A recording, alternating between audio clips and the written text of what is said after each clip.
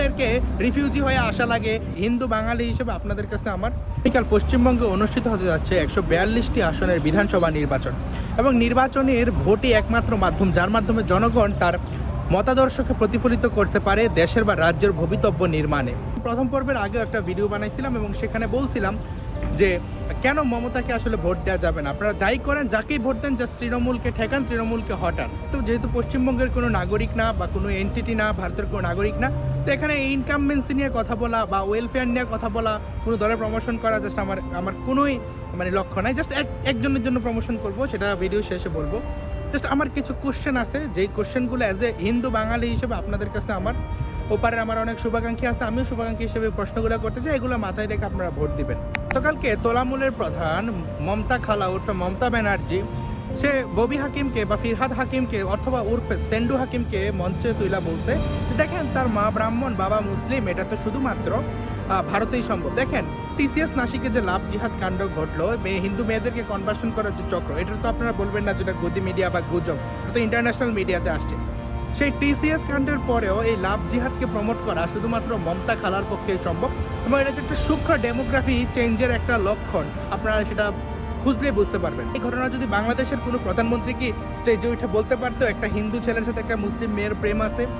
বাংলাদেশের হৃদয় রবি দাস নামের এক ছেলেকে পিটে তৌহিদি জনতা মাইরা ফেলছে শুধুমাত্র মুসলিম মেয়ের সাথে প্রেম আছে সন্দেহে। আপনারা সার্চ দেবেন হৃদয় রবি দাস, এবং এটাকে কেন্দ্র করে জাস্ট একটা নাটক বানানো হয়েছিল যে আয়েশা আদিত্য। সেখানে এই নাটকটায় কেন মুসলিম মেয়ে এবং হিন্দু ছেলের, এই কারণে 24 ঘন্টার মধ্যে নাটকটা রিমুভ করতে হয়েছে। সেই নাটকের অভিনেতা পার্থ শেখ ক্ষমা চাইছিল। হাকিমের মা ব্রাহ্মণ হয়েছে তো কি হয়েছে? ফিরহাদ হাকিম তো বলে যখন আমরা মেজরিটি হব তখন আমাদের ধর্মের আইন আনবো, যারা হিন্দু তারা হতভাগ্য, তারা দুর্ভাগা। সে তো ধর্ম অনুযায়ী বলতে পারে, কিন্তু সে তো বলে সে তো হিন্দু না। এতে হিন্দুদের কি লাভ হয়েছে? ফিরহাদ হাকিমের মা ব্রাহ্মণ। ফিরহাদ হাকিম কি বলে যে 50% লোক আরবিতে কলকাতায় কথা বলবে। দ্বিতীয়ত দেখেন আপনি উদ্বাস্তুর যে বিষয়টা, 1971-এ বাংলাদেশ থেকে 1 কোটি শরণার্থী পশ্চিমবঙ্গে বা ভারতে আশ্রয় নিয়েছিল। পশ্চিমবঙ্গের অনেক মানুষ তখন ট্যাক্স তাদেরকে চালাইছে, কিন্তু বাংলাদেশের হিন্দুরা কেন পরাজিত হয়েছে? বাংলাদেশের মুসলিমরা কি ছিল না? বাংলাদেশে সাধারণ মুসলিমরা তো ছিল, তারা ডান্ডি কার্ড ইউজ করছে, তারা এখানে থাকছে, জীবনযাপন করছে, ঈদ পালন করছে, ঈদের সময় পোলাও মাংস খাইছে। হিন্দুরা কেন রিফিউজি ক্যাম্পে থাকা লাগলো? কেন সেখানে আটা জাল দিয়ে থাকা লাগলো? কেন সেখানে করোনায় হাজার হাজার হিন্দু শিশু মারা গেল শুধুমাত্র তার ধর্ম পরিচয়ের কারণে?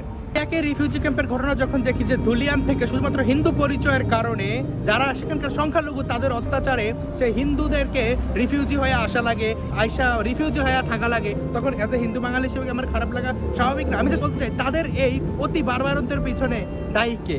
মমতা খালা।